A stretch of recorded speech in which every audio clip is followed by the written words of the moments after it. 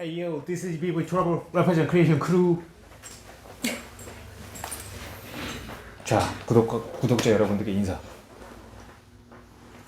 안녕하세요. 법률사무소 율담의 서동진 변호사. 서지현 변호사입니다. 예, 그리고 저희 오늘 뉴 페이스 한 분 모셨습니다. 저희 법률사무소 율담의 자랑스러운 신수경 변호사님. 안녕하세요, 신수경입니다. 네, 저희 신수경 변호사님은 같은 사무실에서 근무하고 계시지만 사실 저희도 워낙 뵙기 힘든 그렇습니다. 바쁜 분이시거든요. 네. 이게 워낙 외부 일정이 많고 바쁘셔가지고 변호사계의 장윤정 네.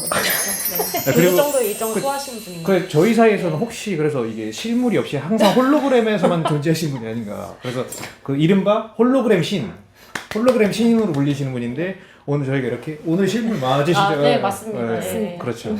그래서 오늘은 저희가 신수경 변호사님 모시고 그 최근에 핫한 이슈가 되고 있는 그 스토킹 처벌법 관련해서 얘기를 좀 나누고자 합니다. 네, 신수경 변호사님께서 오늘 주로 말씀을 해주실 거고요. 2021년부터 시행된 스토킹 처벌법에 대해서 간략하게 설명 좀 부탁드리겠습니다.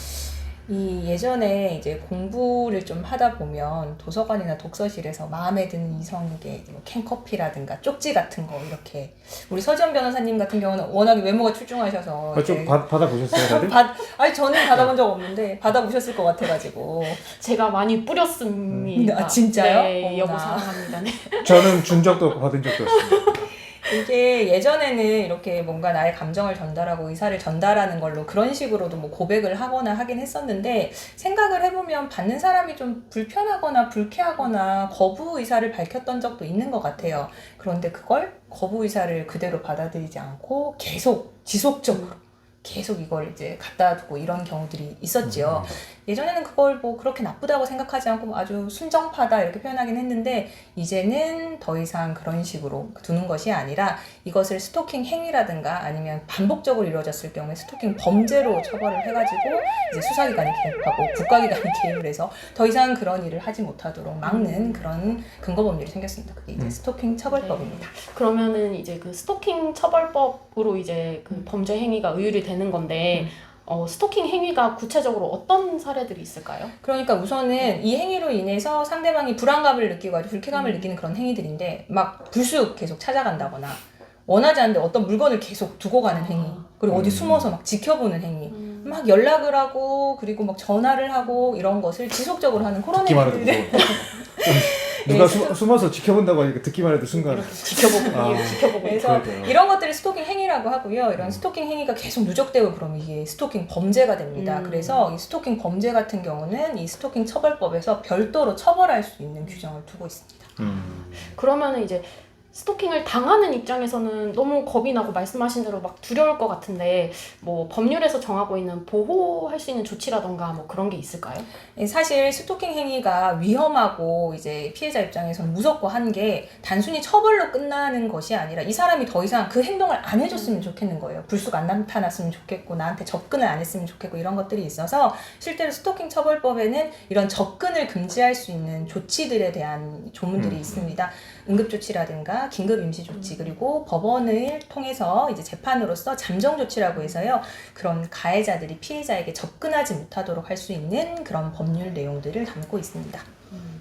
그러면은 뭐 말씀하신 조치들이 여러 개가 있는데 최근에 하셨던 사례들 중에서 뭐 그런 조치들이 내려졌던 사례가 있으신가요? 그러니까 이게 스토킹 관련해가지고 좀 안타까운 부분은 과거에 이제 연인 관계였거나 가까웠었던 관계에 있어서 관계를 제대로 마무리하지 못해서 발생하는 경우들이 종종 상담이 많이 왔고 실제로 개입을 한 적이 있는데 이제 헤어지고 나서 한쪽은 감정 정리가 안 된 거예요. 한쪽은 감정 정리가 됐고 연락이 안 되니까 이제 문자를 계속 보내고 뭐 전화도 하고 직장 앞으로도 찾아가기도 하고 집 앞으로 찾아가기도 하고 근데 사실 이제 문자라든가 전화는 내역이 다 남잖아요. 그거를 고스란히 붙여서 이제 스토킹 행위, 스토킹 범죄로 해서 고소장이 날아오는 이런 상황이 되는 거죠.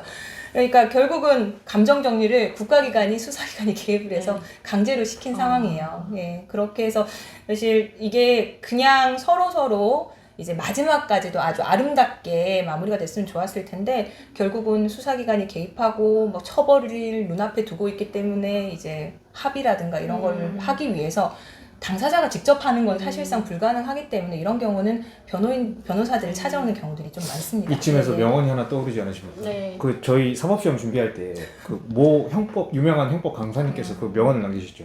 여러분 사랑하면 추억을 남겨야지 판례를 남기시면 안 됩니다. 그렇습니다. 판례를 남기는 사랑은 사랑이 아닙니다. 네, 예. 그거는 사랑이 아니었던 겁니다. 예, 그렇습니다. 이게 사랑이라고 포장해서는 안 되는 이제 현실이 되었습니다. 스토킹 처벌법이라는 현행 법률이 생겨서 내가 그 사람에 대한 감정이 아직 충만하다 하더라도 어쨌든 상대가 아니라면 이제는 더 이상 아닌 겁니다. 네. 그렇게 막 무리해서 접근을 하거나 불안감을 야기하는 그런 행동들은 이제는 단순히 하면 안 돼요를 넘어서 처벌이 되는 그런 범죄가 된다는 것을 명심을 하시고 네.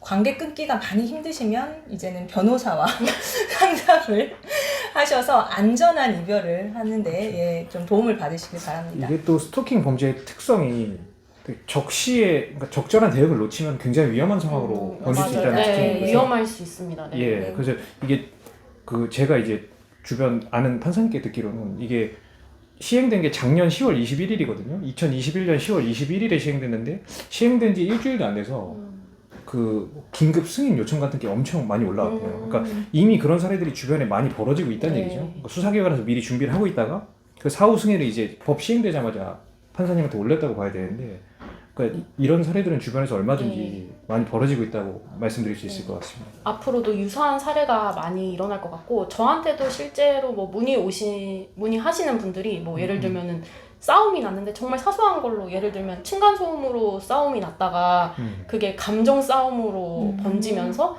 막 계속 연락을 한다든지 그쵸. 아니면은 그 사람의 직장을 알아내서 직장까지 막 이렇게 찾아온다든지 그러한 사례들이 있더라고요. 그래서 네. 아 그리고 사실 얼마든지 남성이 피해자가 될 수도 있잖아요. 그럼요. 맞습니다. 네. 오히려 뭐 이제 변호사를 적극적으로 찾아오시는 경우가 남성분들이 상당해요. 여성분들 같은 경우에는 수사기관을 직접 찾아가서 호소하시기도 하시는데 남성분들 입장에서는 이게 본인이 불편하고 불안감을 느끼기는 하는데 바로 곧장 수사기관을 찾아가는 것에 있어가지고는 아직까지는 조금 예, 좀 그런 게 있으신가 봅니다. 그래서 그렇죠. 저희들에게 상담을 하시고 어떤 식으로 대응할지에 대해서 자문도 받으시고 대응을 하시는데요.